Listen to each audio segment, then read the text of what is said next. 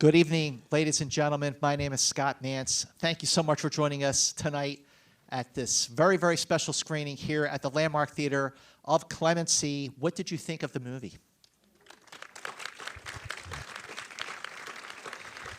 Very, very powerful film, and I'm very excited to moderate tonight's conversation about the making of this extraordinary movie. I'd like to welcome to the stage writer. She is a winner.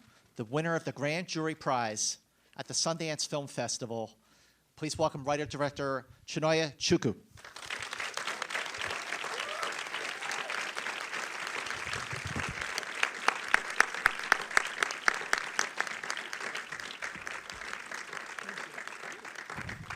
And please welcome to the stage, he is a SAG Award nominee, Aldis Hodge.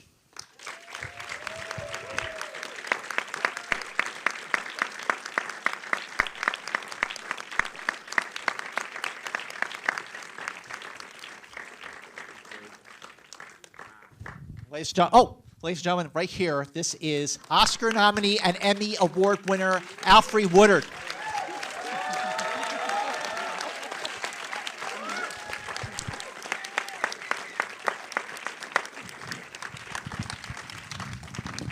So, the 2019 Sundance Film Festival was in January. That was almost a year ago.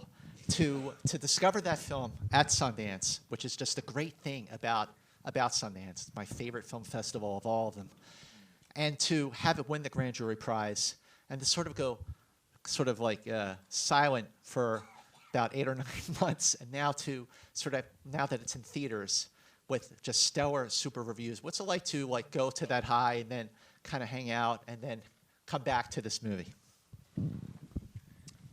I mean, from the filmmaker's perspective, I never felt that kind of lull, right? Like the distribution, this stage of the filmmaking process or the life of the film is like the final stage. And now I feel like I could breathe, I can release. And so until we got to this moment, I was always in it and was feeling it and just really anticipating this very moment throughout the whole year and figuring and so I was always in it. And so, but it feels amazing to finally be at this place. And we've been screening the film throughout the whole year at so many different festivals and partnering with so many different community organizations. And so really building and galvanizing audiences so we can be ready for this moment. And it's been incredible. Well, the script is the thing. And it really does start with the screenplay. So the question really is what was your inspiration? Like, what made you say, I've got to write this story and I've got to make this about this morally conflicted prison warden? Like, who is Bernadine and how did you find yourself in her? Well, I was really inspired to write this the morning after Troy Davis was executed. And so Troy Davis was a black man executed in Georgia in September 2011. And hundreds of thousands of people protested his execution, including a handful of retired wardens and directors of corrections.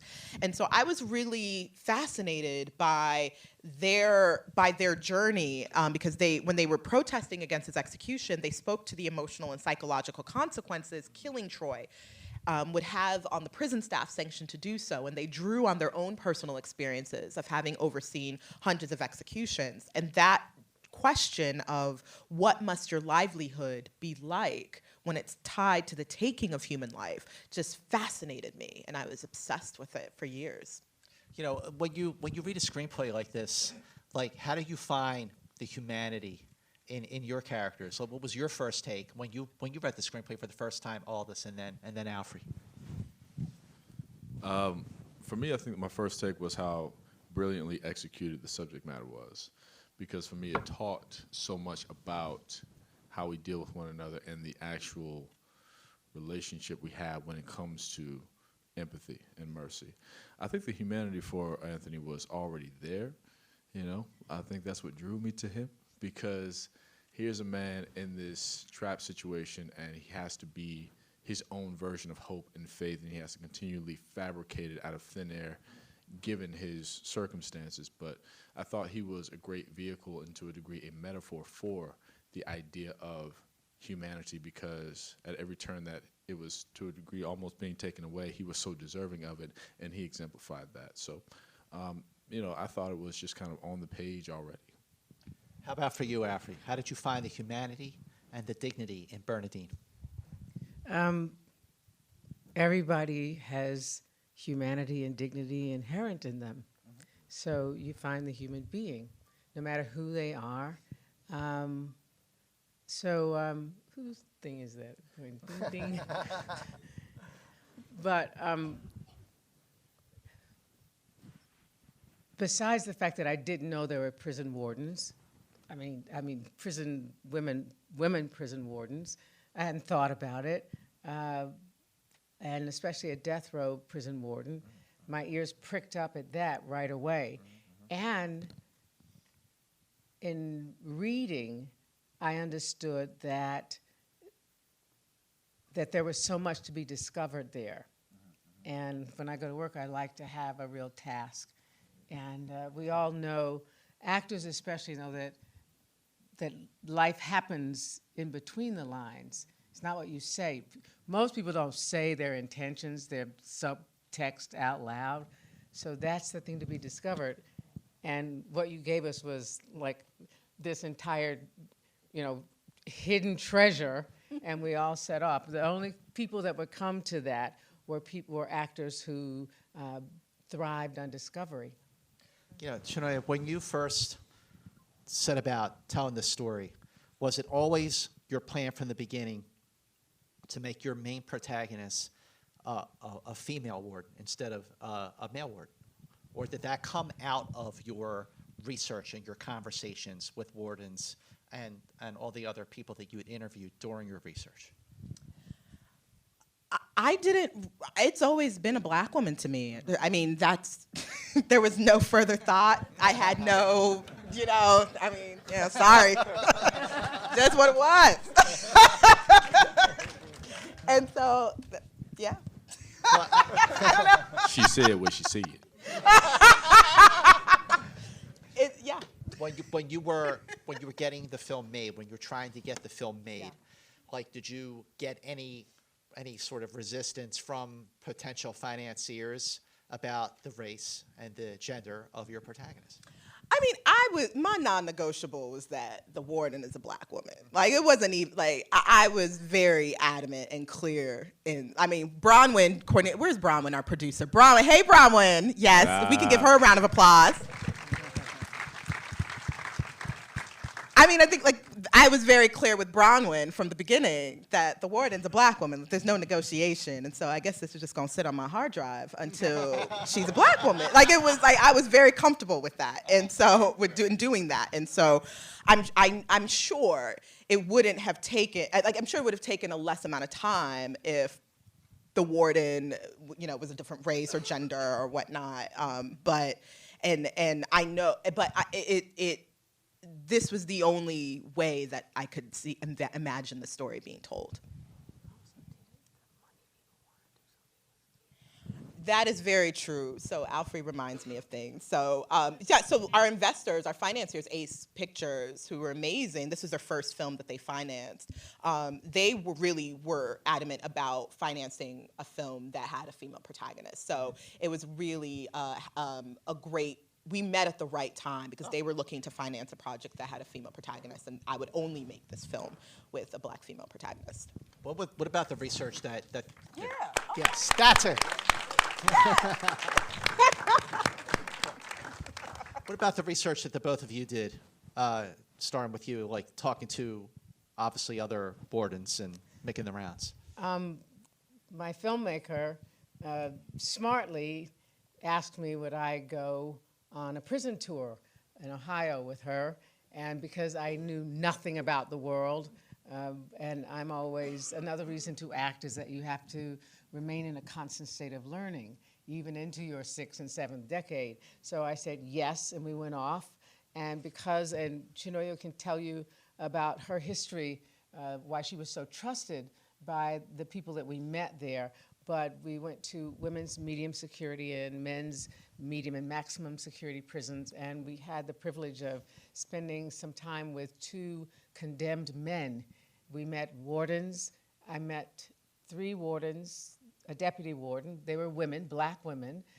There's 8 women wardens in the state of Ohio, and I think 5 of them are sisters. We met the director of corrections and a man that has overseen more executions than probably anyone, because he was in those states that sort of take you out. So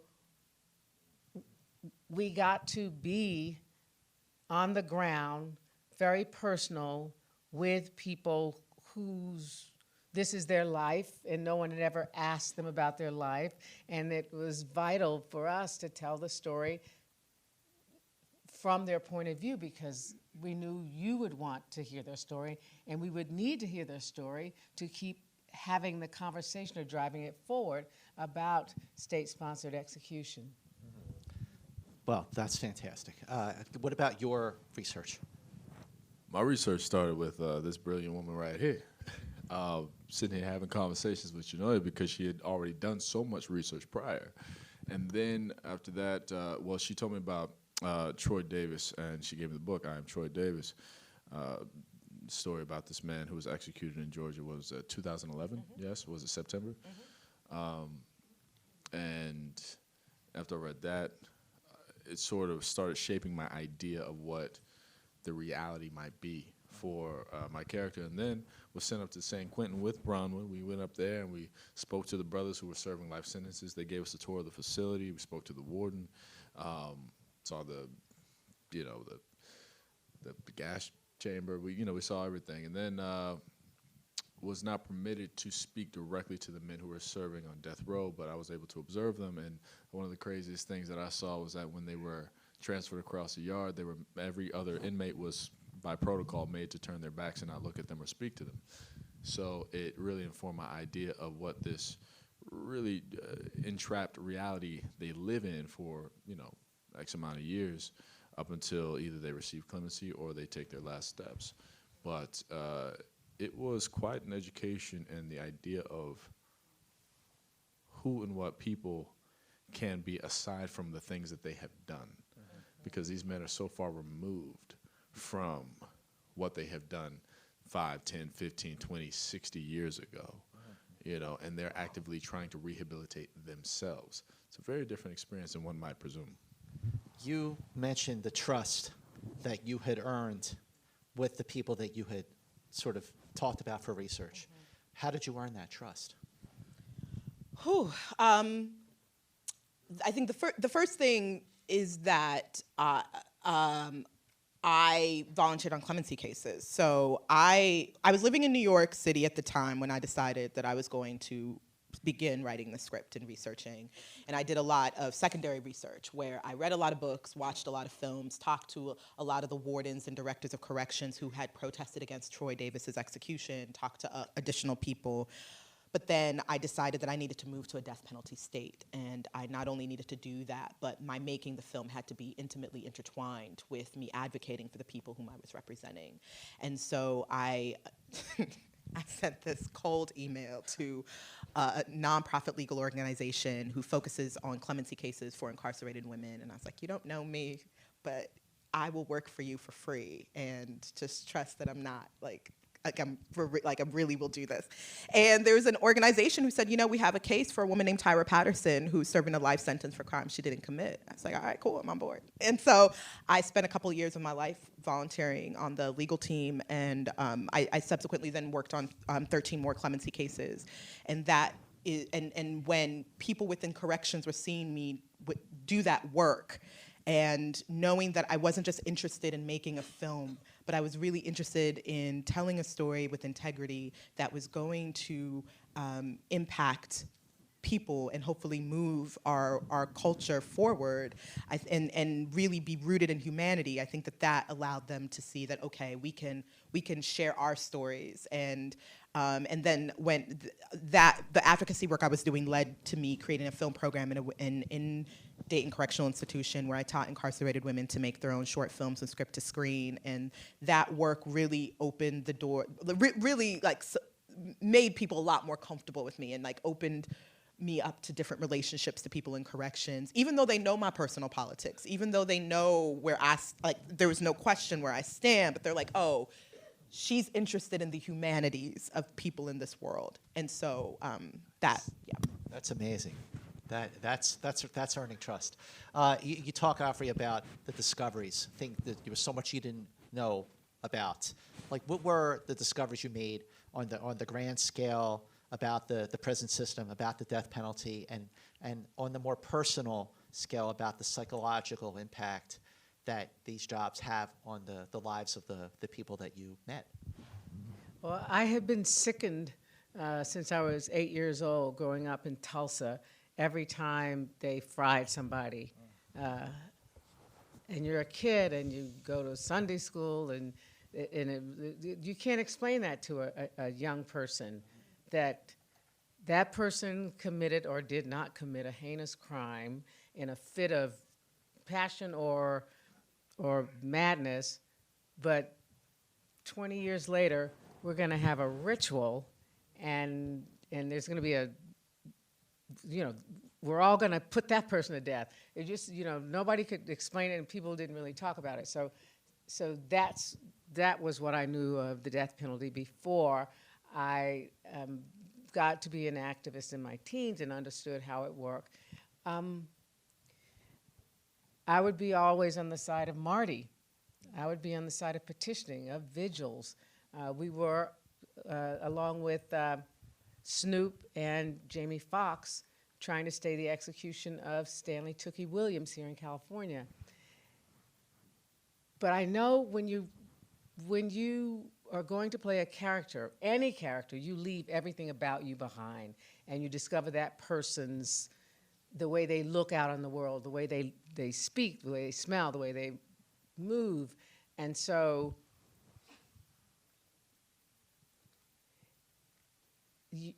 your work has to do with bringing that voice forward.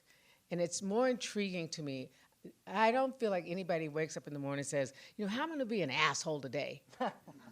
Everybody thinks, okay, we can solve this. I know a way to bring this about.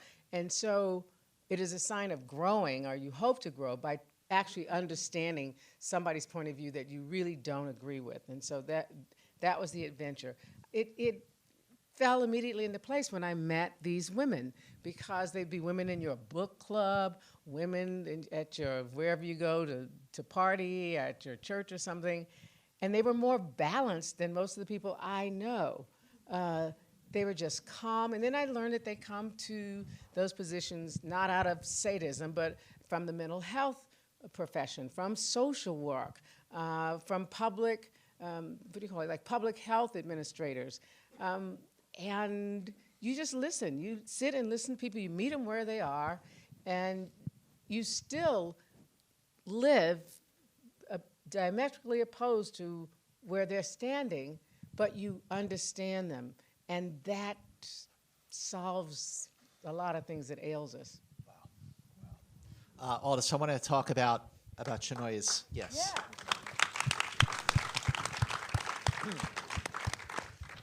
So to make a film like this, where the scenes are allowed to breathe, where the performances are they're so genuine. Everything about the performance is so genuine. Everyone is just allowed to act, and everything just feels so honest. Like, what was it like to work with an actor who just lets you perform? And it's not it's a very understated, genuine, authentic feel to it. It just felt so real. And it's an actor's dream to be able to do that. Absolutely, yeah. Well, we had to come knowing what was going on because we had about 17 days to shoot this. 17? 17. Oh, yeah. That gets a round of applause. Oh, we let it breathe. We was breathing real fast. I shot the bulk of my work. I shot all my work in 5 days. So I think it just came. That meant preparation, right? Just for me, my personal experience was that everybody came to it with their hearts full. Everybody came to it with the right intention and with respect for one another and one another's craft, right, and what we were going to bring to it. And then when we got to set, it was just like, all right, we know what we want to do. Let's create. Let's get it. And for me, again, my time frame didn't really matter because we were just in the moment, and it was about building on exactly what the potential of this project could be in everything that we did. Everything was intentional. That's exactly what I got when I read the script. That's exactly what I got when I knew who the cast was. And I understood the magnitude of what this could possibly be, right? But it's such a blessing when you can create in unison. And there was no friction or rigidity when it came to, hey, look, how about this, da-da-da. Like, no, it was just cohesion 24/7. And I will say for me, dominantly, I did rely on these two brilliant geniuses right here, particularly for my performance, because I had to trust. And that's what it was when you're wrapped into this very delicate and sensitive bubble of art, because this is not a narrative that you want to mess up, right? You can't, and then at the end of the day, it's not even about you. There's a bigger purpose beyond this, but we have to trust one another to really bring out the beauty of what this was. And our entire cast was just, they were monsters at bringing what they wanted to bring. I mean, if we can give a little love to Richard Schiff and Wendell and Danielle Brooks, Michael O'Neill, Richard Gunn, Alex Castillo, like LaMonica Garrett, like everybody, nobody was playing around. So who did I miss? I missed a few folks. Michelle, what's she at? Michelle, yeah. Like everybody was bringing it. You know what I mean? But I said Alex. We got Alex up in there. You know. Alma Martinez. Alma Martinez. Yeah. So, but everybody really came to play, and that's what I love to see. That's when you see real professionals at work really getting it. Yeah. Wow, 17 days. 17. 17. Alfre, what was it like for you to work? I mean, you know, with all the TV works at a very, very fast pace. But still, the way that the camera really holds on Bernadine, especially, you know, towards the end of the film during a very, very crucial scene. Like, what's it like to film scenes like that where the camera really just holds on you for so long? Well, you know, the camera is actually your partner. It's your acting partner as well. And before there was a Video Village, your director and your DP were your partners with your actor, with your fellow actor. And so none of us are separated in that moment of action, because those three people, your director, your DP, your operator, and your partner, are all parts of speech and sentence construction that is telling the story. And you are always your character. You are not yourself. Yes, there is a part of you that is flying the plane, but you're conscious, but you are in motion as that pilot, and living the life of that pilot. So it's not like you're thinking of anything else. If you are, you're not focused, and you can tell. But once you're Anthony, once you're Marty, once you're Bernadine, you can roll all day, because people never can stop being who they were. What's your name, man? Alex? Alex is Alex all day. It doesn't matter when they say cut or not. We can hold that camera on you, whatever you're doing, and go with you. And you can only be true to Alex in that day. So that's the task and the work of the actor. Yeah.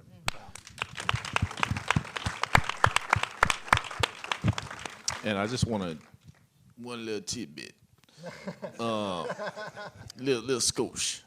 So, yeah, we got to give some love to Chinonye for the fact that I know this seems like it's this movie. It's a lot of gravity to this film, but this woman came with this bubbly attitude every single day.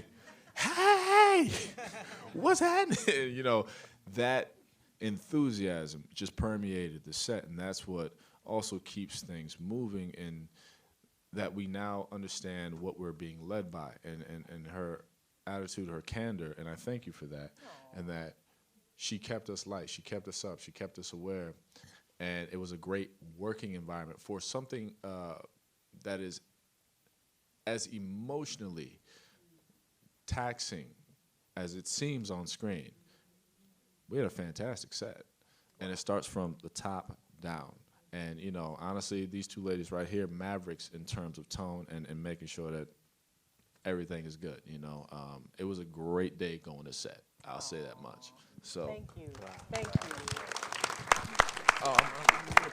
Pound it out. Your passion and your energy is absolutely infectious, I just have to say.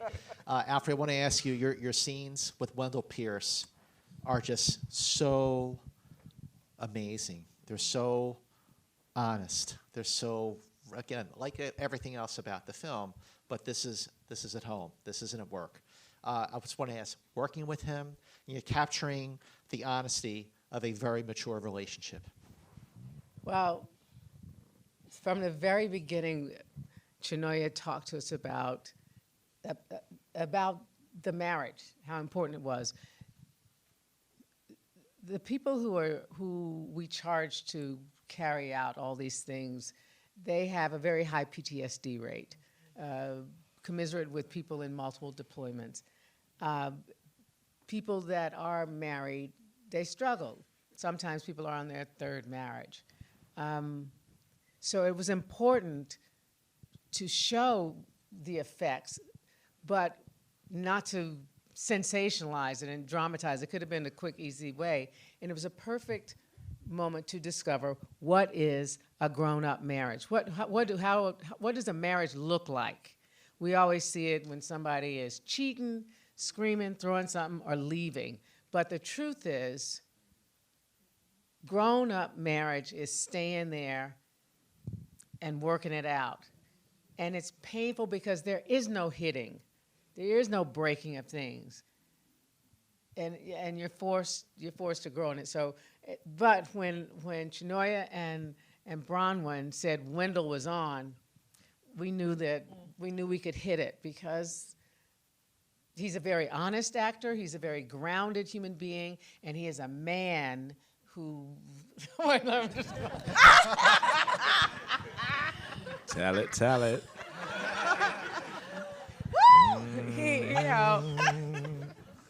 We just say we had two actors who had been around the block and run around the bed. I don't know what. But just trying to stay honest. And it's not pretty. It's not sensational, but it's probably what happened if you were fortunate enough to have your mom and dad together all the way through. You could hear him talking in the room, but it was stuff that was boring. You know, you have to learn how to not leave. Right. Well, that's it. That is it. Long-term relationship, absolutely. She out here dropping knowledge on y'all. She out here. Somebody gonna pick that up, take that home. And I would say about their dynamic, it's like, you know, talking about collaboration, I think that was one of those moments that I felt the most collaboration because I've never been married. I haven't been, in a 20, 30 plus year relationship or whatnot. And so I really leaned on Alfre and Wendell's own personal experiences and wisdom to help kind of craft and sculpt that relationship dynamic. Wow. Yes, absolutely. I just want to ask questions to the audience because now's a great time. But hey, one real fast before I get to you. I just want to ask, people are now, the masses are finally getting to see this incredible film. What kind of conversations do you want people to have after the lights come up? So many things. I mean, I want as many people to spread the word about the film. And, a film like this really does need word of mouth. It really does need you to talk about it on social media, talk about it to your colleagues, your family members, your friends. I hope that this film can really expand people's understanding of the American prison system and what goes on behind prison walls. I hope that it really expands people's capacity for empathy and for compassion, not just for people who are wrongfully convicted, but people who are guilty of crimes that they were convicted of, but it increases your ability or your desire to see their humanity and see how we are implicated in this system as well, and that hopefully maybe in your everyday lives it can push you to not define people by their worst possible acts. How about you, Alfre? You know, we talked about when you said there was a lull after Sundance in terms of activity, as far as it seemed to go dormant, but things were going on. The thing that was frustrating for me about that period is that I knew that people were being put to death. And for me, and so I just felt like we need it out there now. Maybe that would have helped this person. Maybe that would have helped drive the conversation. Having the conversation, whatever you do, talk about it. Talk about it in any way, but just move the conversation forward. And if you can, impart to people, people say, oh, that's a tough movie. I heard it's a tough. I started watching, I couldn't stay. Well, life is complex. And we're grown-ups, and grown-up things happen under our watch, under our tax dollars. Nobody's shooting you. You're not in Fallujah. You could watch Clemency, so let your friends know.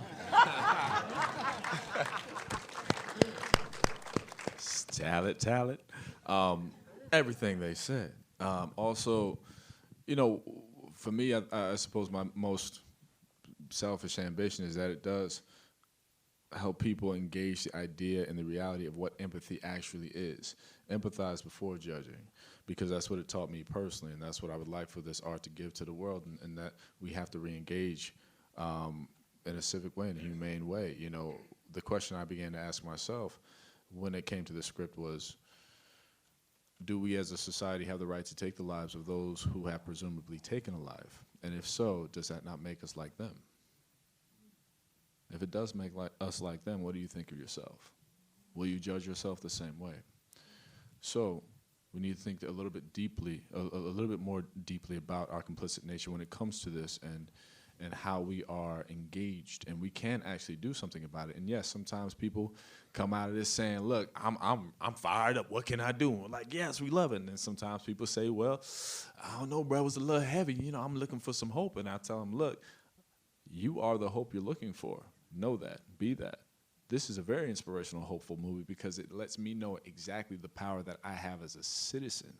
I am the hope that I want to see. So actively participate in your future and be the hope that you're looking for.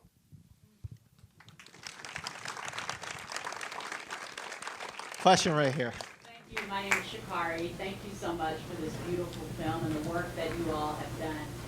Chinonye, you said, of course it was a black woman, but I was sitting there thinking, I want to know more about that. So what made it important for you to cast this as a black woman? And then secondly, the isolation of the black woman.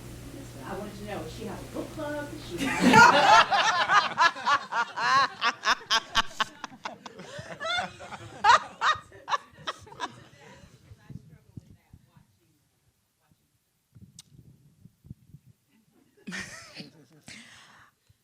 I don't think that we see enough black women as human beings on screen. And so one of the reasons I was absolutely unwavering about it is that I want a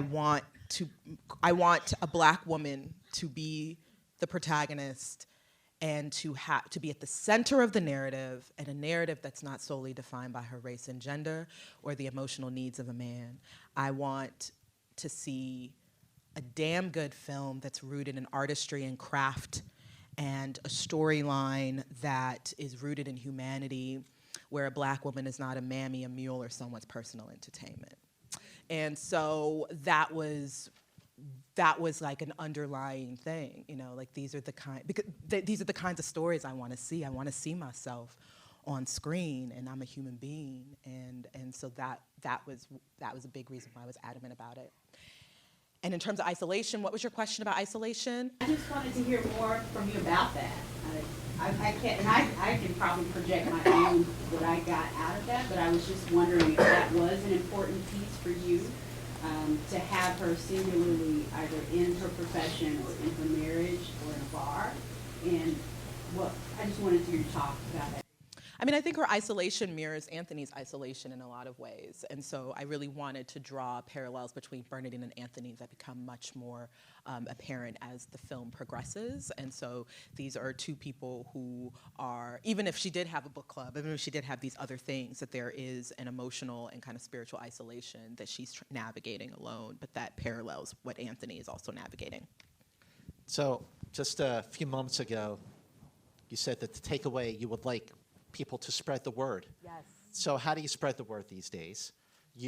First of all, I mean, the reviews have been absolutely superb, but this is how you can spread the word. So look, we're all on social media these days, right? So go on Facebook, go on Instagram, go on Twitter. If you're still using MySpace, that's totally cool. But You look. Friendster, whatever it takes.